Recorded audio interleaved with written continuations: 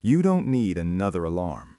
You're already awake, staring at the ceiling, heart thudding, mind replaying yesterday's stumbles like a broken record. The project you poured your soul into? Ignored. The boundary you tried to set? Crossed. The habit you swore you'd stick to? Broken before lunch. And now, in the quiet dark before the world wakes up, the heaviest question lands. Not just why did I fail again, but what if I'm just not built for this? If that voice is loud in your head this morning, I want you to know you're not broken. You're not lazy. You're not the only one who's been here. You're human, and you're standing at the edge of a truth that changes everything. Failure isn't your enemy. It's your teacher. And trying again isn't foolish. It's the bravest thing you can do. Welcome. I'm so glad you're here, not because you've got it all figured out, but because you're still here, still breathing, still wondering, still willing to consider that today might be different. This isn't a channel for perfect people. It's a space for the resilient ones, the ones who get knocked down, feel the sting, and still whisper, maybe one more try, even when their confidence is in pieces. If that's you, I'd be honored if you'd subscribe to Elevate Your Daily. It's how we stay connected to the kind of honest, gentle courage that doesn't deny the pain, but walks through it anyway. Today, I want to speak directly to the part of you that's exhausted, the part that's starting to believe your repeated setbacks are proof you should quit. I'm not here to hand you a sugar-coated pep talk. I'm here to offer something far more sustaining, a morning reset that doesn't pretend yesterday didn't happen, but helps you meet today with clear eyes and a kinder heart. Because your worth was never in your wins, it's in your willingness to keep showing up, even with skinned knees and a bruised spirit. To help me navigate my own mornings of doubt, after the launches that flopped, the relationships that unraveled, the goals that slipped through my fingers, I stopped asking, why do I keep failing, and started asking 5 deeper, more healing questions. These aren't about fixing everything today. They're about helping you find your footing, right where you are, without shame. Here are the 5 questions that have become my anchors. 1. What if my failure isn't a verdict on my worth, but a necessary detour on the path to what actually works? 2. Which version of myself was I trying to be yesterday, and did that version even leave room for me to be human? 3. What small, honest act of kindness can I offer myself this morning without demanding a perfect day in return? 4. If my dearest friend sat here feeling exactly as I do, what would I say to them with my whole heart? 5. What's one tiny, faithful step I can take today that honors the quiet courage it takes to try again? Let me walk you through how each of these questions has helped me turn my worst mornings into moments of quiet renewal, and how they can do the same for you. 1. What if my failure isn't a verdict on my worth, but a necessary detour on the path to what actually works? For years, I treated every stumble like evidence that I was fundamentally flawed. A rejected proposal? You're not smart enough. A missed deadline? You're undisciplined. A conflict with a loved one? You're too much. I didn't see failure as an event. I saw it as my identity. But then I started watching the people whose work I truly admired, not the overnight successes, but the ones with decades of depth. I noticed something. They didn't crumble at setbacks. They leaned in. The potter doesn't curse the cracked bowl. She studies the clay, adjusts the heat, and tries again. The gardener doesn't blame herself when a seed doesn't sprout. She checks the soil, the light, the water, and plants anew.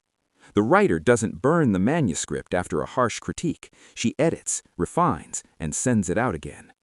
So I tried a new approach. After a project I'd spent months on received crickets, no replies, no interest, I sat with my journal and asked this question. And instead of spiraling into self-blame, I wrote, what actually happened? What assumptions did I make that were wrong? What can I adjust for next time? The answers weren't about my character. They were about strategy, timing, communication. And with that shift, shame began to dissolve into curiosity. Now, when I fail, I don't ask, what's wrong with me? I ask, what is this trying to teach me? Because every detour is just the universe guiding you away from what doesn't fit and towards what does. Your failure isn't the end of your story. It's the plot twist that makes the next chapter possible. Let me share a real example. 2 years ago, I launched a community program I dreamed of for years. I spent months designing it, inviting people, preparing materials. On launch day, only 3 people showed up. I was devastated. I felt like a fraud. I wanted to delete the website and never speak of it again.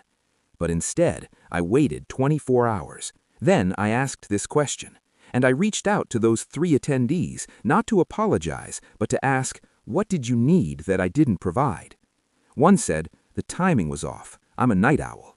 Another said, I didn't understand the value until I saw how it worked. The third just said, I'm glad you didn't cancel. I needed this. That feedback didn't fix everything overnight, but it gave me direction. I shifted the time. I created a free mini experience first. I focused on depth, not scale. 6 months later, that same program had a waiting list. Not because I became perfect, but because I stopped treating failure as a stop sign and started treating it as a compass. 2.